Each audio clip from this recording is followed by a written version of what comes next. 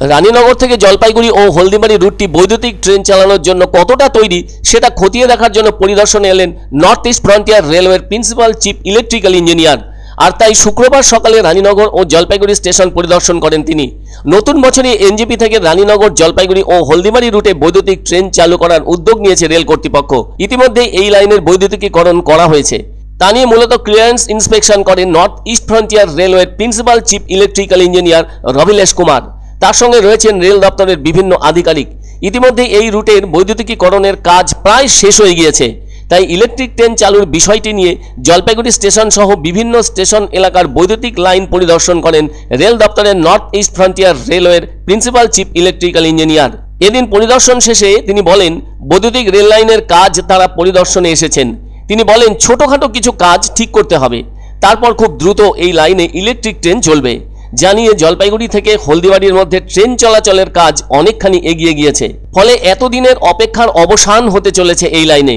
এমনিতেই এনজেপি থেকে রানীনগর পর্যন্ত বৈদ্যুতিকীকরণের বিষয়টি আগেই সম্পূর্ণ হয়ে গিয়েছিল, আর তাই ওই লাইনে ট্রেন চলাচল আগেই শুরু হয়েছে। আর এখন রানীনগর থেকে হলদিবাড়ি পর্যন্ত রুটে বৈদ্যুতিক ট্রেন চালানো হবে। তাহলে আর অপেক্ষা করতে হবে না জলপাইগুড়ির মানুষকে। আসলে অনেক অপেক্ষা এবং অনেক অর্থ খরচের পর এখন যেন রেডি সেডি গোর জন্য খালি সময়ের অপেক্ষা। ওই স্টেশনের দিকে তাকালে মানুষের চোখে পড়ছে ইলেকট্রিক ট্রেন চলার অপেক্ষা। সকলেই বলছেন 2024 জানুয়ারি থেকে যেন চলতে শুরু করবে ট্রেন, আর তাতে বাড়বে ট্রেনের গতি। অমৃত ভারত প্রকল্পের মধ্যেই পড়েছে জলপাইগুড়ি স্টেশন। তাছাড়া নতুন আঙ্গিকে সাজিয়ে তোলা হবে এখানকার রেলের পরিকাঠামো। জানা গেছে জলপাইগুড়ি স্টেশনের জন্য দুটি মুখ থাকবে, একটি প্রবেশ পথ এবং অন্যটি বাহির পথ।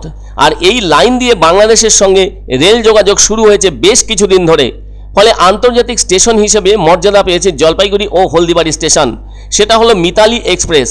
এনজেপি থেকে ঢাকা পর্যন্ত চলাচল করছে চিলাহাটি রুট দিয়ে। উল্লেখ্য, 2020 সালে রেল কর্তাদের একাংশের দাবি ছিল সবকিছু ঠিকঠাক থাকলে দ্রুত একাধিক ট্রেন পেতে পারে জলপাইগুড়ি ও হলদিবাড়ি স্টেশন।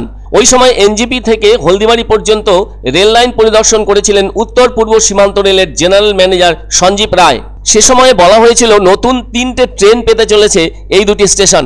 তার মধ্যে হলদিবাড়ি থেকে দিল্লিগামী একটি ট্রেন ছাড়াও থাকতে পারে ডেমুও। এদিকে হলদিবাড়ি থেকে দিল্লির ট্রেন চালালে রেলের আর্থিক মুনাফা হবে কিনা তার কোনো সদুত্তর নেই রেল কর্তাদের কাছে। আর কত যাত্রী হবে সেটা নিয়েও ধোঁয়াশা রয়েছে। এছাড়াও রাধিকাপুর পর্যন্ত একটি ডেমু ট্রেন চালানোর প্রস্তাবও রয়েছে।